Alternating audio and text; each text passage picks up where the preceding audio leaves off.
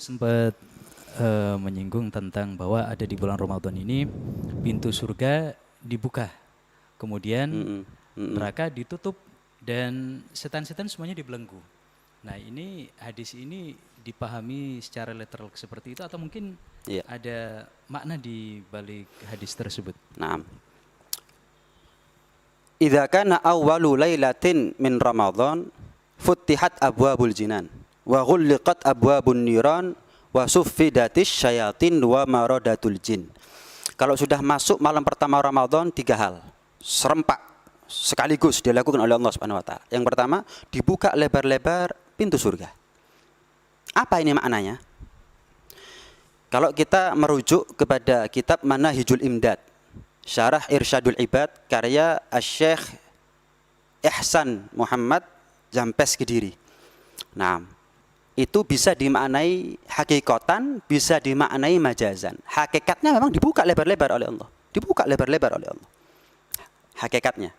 Majaznya, kita dikasih kemudahan untuk taat kepada Allah. Subhanallah. 11 bulan. Kapan kita pernah sekarang puasa, besok puasa, lusa puasa, besoknya lagi puasa. Kapan? Ramadan kamu orang sanggup? Apa kita nggak sadar kalau Ramadan itu tumpah ruah hidayah dari Allah? Tidak seperti hidayah yang Allah bagi di luar bulan Ramadan. Khatam Al-Quran sekali, 2 kali, malah ulama ada yang 4 kali, 8 kali. Salam sehari. Imam Abu Hanifah 120 kali khatam Al-Quran selama Ramadan. Imam Syafi'i 60 kali khatam Al-Quran selama Ramadan. Kok iso? Kok bisa? Kelebihan hidayah daripada keberkahan Ramadan yang tidak Allah beri di selain bulan Ramadan. Artinya kalau hakikatnya pintu surga dibuka lebar-lebar, ya memang hakikatnya dibuka lebar-lebar, nggak tertutup sama sekali. Majaznya, kiasnya, bukan majaz, makna keduanya, kita dikasih kemudahan untuk taat. Memang iya kenyataannya. Bahkan Nabi mengatakan apa? Kalau Ramadan syahrul muasah, bulan untuk berbagi. Subhanallah, nggak nunggu kita yang mungkin taat, yang ahli maksiat berbagi semuanya itu. Berbagi semuanya mereka. Subhanallah. Wa ghulliqat abwabun niran. Ditutup rapat-rapat pintu neraka. Ditutup rapat-rapat pintu neraka. Hakikatnya memang ditutup. Tidak ada satu pun dari 7 pintu neraka yang dibuka. Sebaliknya, tidak ada satu pun pintu surga dari 8 pintu surga yang ditutup. Ditutup rapat-rapat pintu neraka. Artinya apa? Coba bayangkan. Orang sekarang mau maksiat di bulan Ramadan, minimal dia malu. Minimal ya. Bukankah malu itu juga sebagai rem? Al-haya'u minal iman. Malu dari kemaksiatan bukankah itu baik? Malu dari kemaksiatan bukankah itu baik? Paham ya? Walaupun pada akhirnya dia tetap maksiat, tapi dia malu. Contoh, warung sekarang ada yang ditutup? Nggak ada. Pertanyaannya, mereka Ramadan nggak Ramadan yang makan. Cuman kalau makan di warung ketika Ramadan, kenapa ditutup? Kelihatan kakinya nggak kelihatan kepalanya? Kenapa? Malu. Walaupun mereka tetap maksiat. Loh, tapi kan malu tuh rem. Malu itu bagaimanapun adalah kebaikan walaupun dia gagal memanfaatkan rem, mungkin remnya blong. Gambarannya begitu. Wa ghulliqat abwabun niran. Kadang-kadang kita saksikan di televisi, artis kalau sudah Ramadan penampilannya marah muslimah.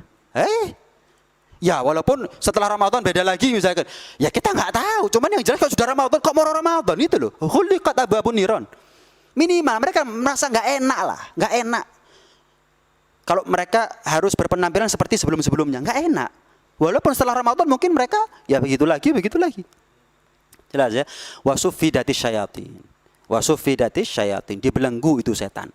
Kalau guru kita Habib Taufik memaknai suffidatis syayatin ada 3. Yang pertama, ya memang dibelenggu betulan. Semua setan, semua jin dibelenggu. Semuanya. Jadi kalau kita maksiat selama ini di bulan Ramadan, kenapa? Padahal nggak ada setan, nggak ada godaan bujuk rayu daripada setan. Karena 11 bulan setan sudah berhasil mendidik kita. Kemaksiatan nggak perlu digoda, kita jalan dengan sendirinya. Kalau perlu kita kecanduan dan hobi dengan kemaksiatan itu. Hobi dan kecanduan nggak perlu digoda sama setan. Lala penggoda wong sing seneng. Orang yang 11 bulan berhasil dididik sama setan, ditinggal no saulan wis ketemu kok mari Ramadan. Assalamualaikum, waalaikumsalam, say hello, ayo rangkulan maneh, ayo. Paham ya? Semuanya. Ada lagi yang mengatakan nggak semuanya, tapi penggede-penggedenya yang dibelenggu. Nah, berarti ada yang dibiarkan berkeliaran oleh Allah, yaitu setan-setan atau jin kelas rendahan. Pertanyaannya, ketika kita maksiat di bulan Ramadan, ketahuilah kita sudah kalah perang melawan setan yang kelas rendahan. Coba bayangkan kalau kita kalah perang melawan setan yang pembesarnya. Mungkin iman kita yang copot saat itu. Mungkin iman kita yang copot saat itu.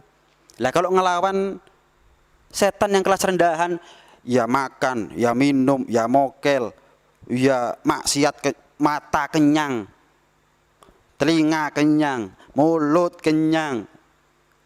La'allakum tattaqun, dari mana ibadah seperti ini? Wa suffidatis syayatin. Ada tambahan dari Ustaz Taufik. Iya, kalau kepingin tahu kan minal jinnati wan nas.